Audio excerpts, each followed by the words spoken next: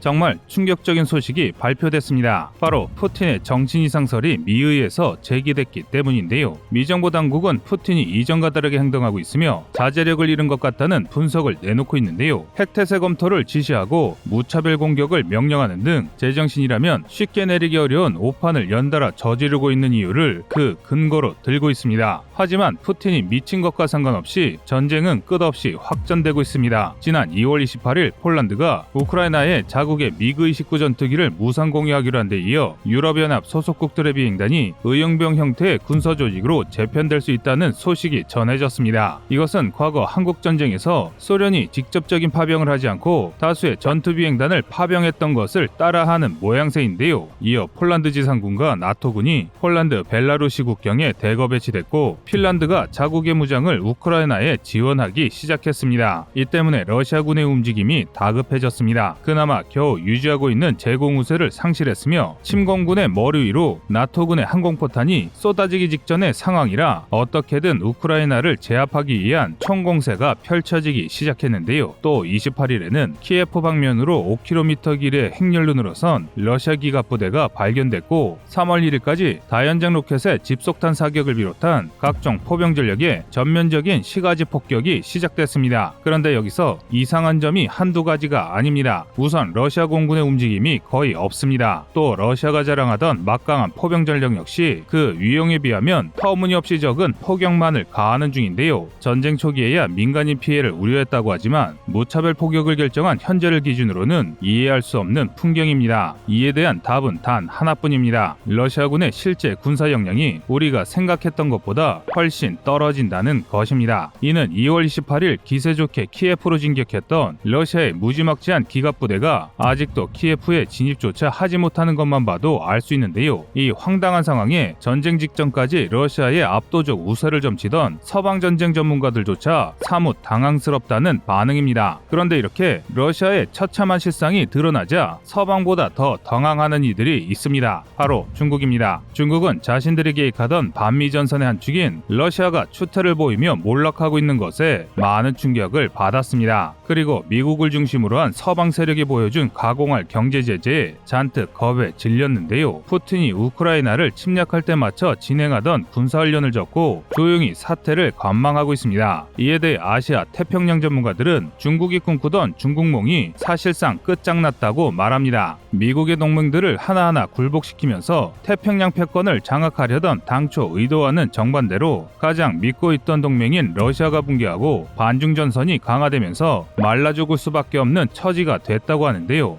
이에 따라 동북아시아 정세가 새롭게 재편되고 있습니다. 그래서 준비했습니다. 오늘은 러시아 우크라이나 전쟁의 최신 소식과 함께 러시아 몰락으로 급변할 동북아 안보 정세에 대해 상세히 알아보겠습니다.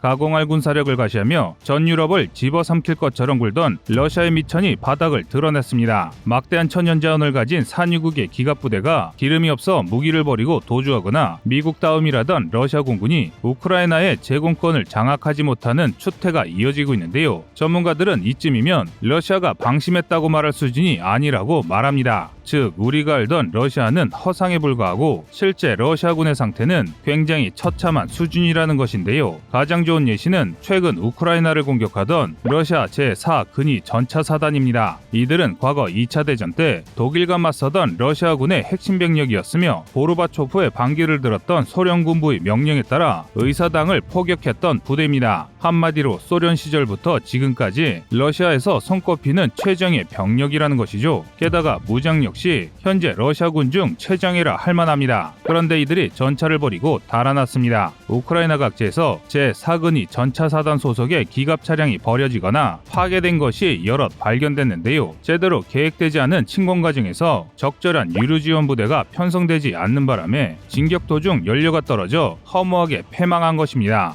이는 정말 엄청난 추태입니다. 대한민국으로 치면 수도방위 사단의 기갑부대가 K2 전차를 적진 한가운데 내버리고 도망친 것이나 마찬가지인데요. 이런 상황이라면 러시아군의 기갑부대가 아무리 많다 한들 키예프를 함락할 가망은 지극히 낮습니다. 그리고 기갑부대는 도로를 통해 움직입니다. 4.8km에 걸쳐 늘어선 러시아군 기갑부대 유형이 대단한 것은 사실이지만 앞선 부대가 키예프 시내 진입해 교두보를 확보하지 못한다면 그저 하염없이 멈춰서 있어야 합니다. 하지만 키예프는 인구 300만의 대도시이며 키예프를 지키는 우크라이나군은 웬만한 중포가 아니면 흠집밖에 나지 않는 철근 콘크리트 건물들의 대전차 화기를 잔뜩 보유한 채 러시아군이 들어오길 기다리고 있습니다. 그리고 이런 방어 체계는 기갑부대만으로 사실상 돌파가 불가능합니다. 또한 하루키우를 점령했다며 시가지까지 자신만만하게 들어갔던 러시아군이 하루가 지나지 않아 우크라이나군의 매복에 후퇴했던 것처럼 순식간에 무너질 수밖에 없는데요. 이를 극복할 방법은 단 하나입니다. 대규모의 포병과 공중폭격으로 차근차근 키예프 시가지를 무너뜨리며 수개월에 걸쳐 키예프를 초토화시켜야 하는데요. 그런데 포병이 제대로 된 작전을 펼치지 못하고 있습니다.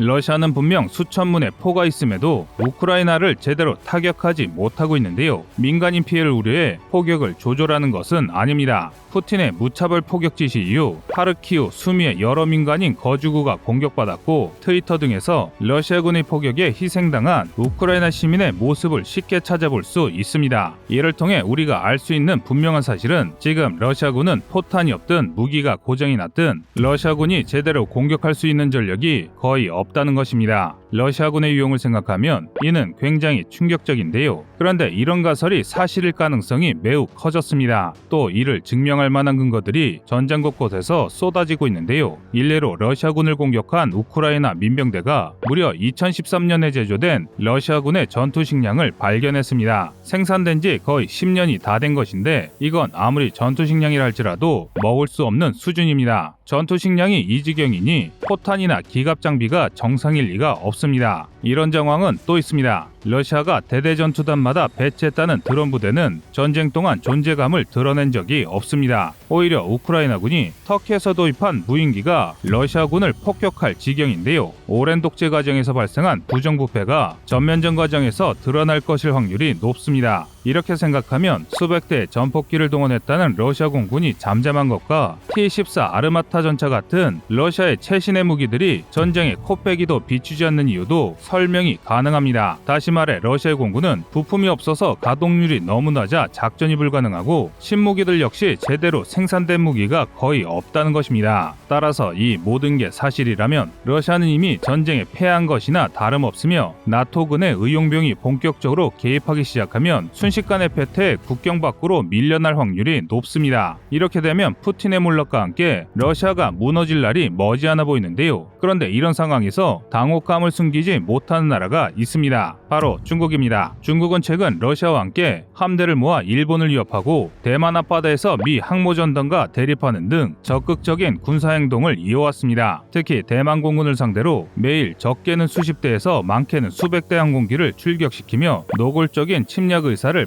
밝혀왔었는데요. 이 때문에 여러 군사 전문가들은 우크라이나 전쟁 초기에 우크라이나가 함락되고 나토와 미국이 러시아를 견제하는 데 정신이 팔리면 중국이 대만을 칠 것이라 분석했을 정도입니다. 그리고 만약 이 예상이 현실화되어 대만이 함락됐다면 대한민국의 무역로는 중국에 완전히 봉쇄됐을 것입니다. 고작 사드로 한국의 대대적인 경제보복을 했던 중국이 우리 목숨줄을 쥘 뻔했던 것이죠. 게다가 대만으로 이어지는 무역로는 일본의 목숨줄이기도 합니다. 따라서 대만이 함락됐다면 중국이 한중일 삼국을 강제로 통합해 미국을 서태평양에서 완전히 쫓아낼 수 있었을 것입니다. 그런데 러시아의 졸전으로 모든 게 물거품이 됐습니다. 우선 러시아는 현대전이라 할지라도 약소국이 강소국을 상대로 충분히 이길 수 있다는 사실이 드러나면서 대만의 사기가 크게 올랐습니다. 또 러시아가 몰락하면서 유럽과 아시아 양쪽에서 미국에게 양면전선을 강요하겠다는 계획이 완전히 어그러졌습니다. 심지어 러시아가 몰락함에 따라 러시아에 눌려있던 중앙아시아 국가들이 친미로 선회할 가능성이 생겼고 미국과 서방의 유세에 겁에 질린 중동의 시아파 국가들이 반미전선에서 이탈할 폭발할 조짐을 보이고 있습니다. 그중 가장 최악은 러시아의 민주화인데요. 국민 정서는 반중이지만 푸틴 때문에 친중을 유지하던 러시아가 민주화와 동시에 친미화되고 반중 전선에 합류할 수 있는 상황입니다. 이는 중국에게 악몽이나 마찬가지인데요. 이렇게 되면 중국은 그동안 주변국에 대한 영향력 행사에 맞춰뒀던 전력 구조를 모두 자국 방어에 집중해야 합니다. 예를 들어 중국의 북부 정부는 한반도 북부를 장악하기 위해 만주 일대에서 공격적으로 배치되어 있습니다. 그러나 러시아가 민주화될 경우 중국은 전력의 절반 이상을 러시아 중국 국경에 재배치해야 합니다. 그런데 남은 절반으로는 한반도 북부의 점령은커녕 대한민국의 북진을 저지하기도 버거워집니다. 이는 해상도 마찬가지입니다. 러시아 해군이 친미 세력이 된다면 중국은 러시아를 견제하던 일본의 2개 호위 대군과 러시아 극동 함대를 추가로 상대해야 합니다. 게다가 러시아가 몰락함에 따라 대서양에 배치된 미국의 항모전단들이 태평양으로 전환되면서